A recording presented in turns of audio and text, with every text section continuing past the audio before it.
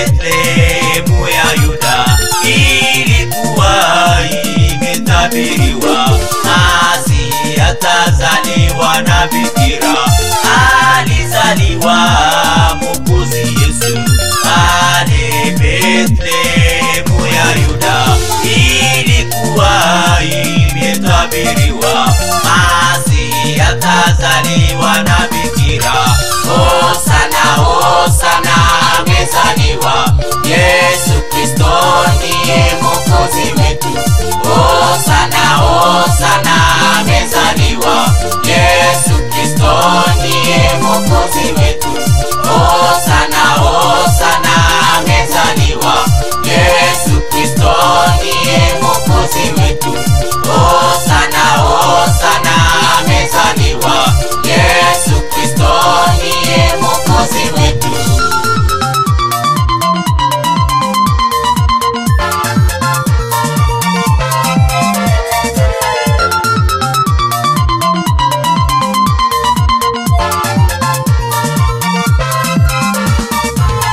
Maana mtoto amezaliwa kwa ajili yetu, tumepewa mtoto wa kiume, naye atapewa mamlaka ya kutawala, ataitwa Mshauri wa Ajabu.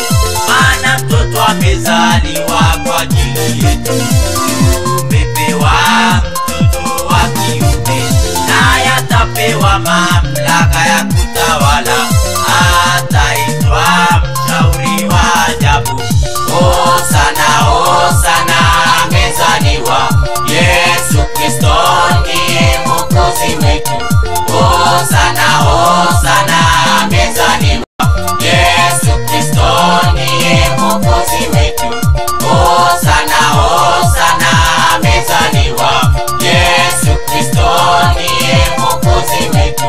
Hosana, hosana, amezaliwa Yesu Kristo ndiye Mwokozi wetu.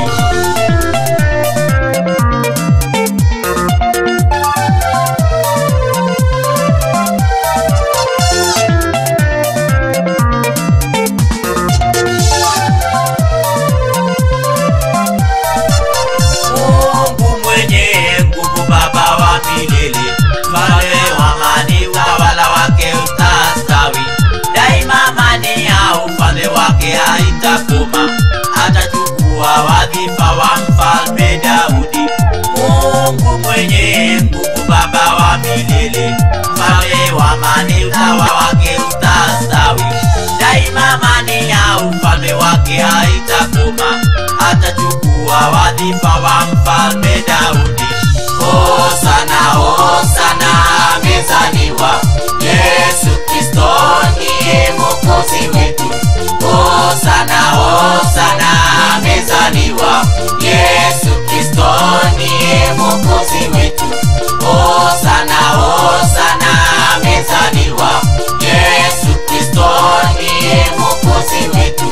Hosana, hosana, amezaliwa Yesu Kristo ndiye Mwokozi wetu.